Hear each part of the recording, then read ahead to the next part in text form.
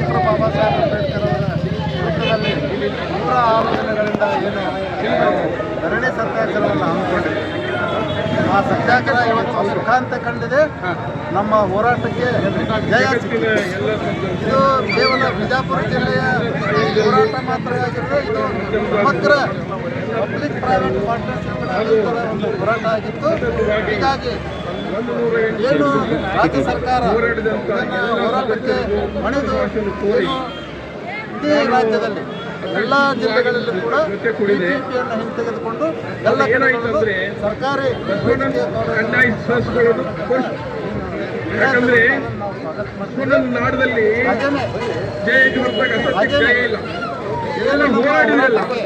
ನಿಮ್ಮ ಬೆನ್ನೆಲುಬಾಗಿ ನಿಂತು ಮಟ್ಟಿಗೆ ಹೆಚ್ಚಿನ ಪ್ರಭಾವವನ್ನು ಬೀರಿ ನಮ್ಮ ಜೊತೆಯಲ್ಲಿ ಏನು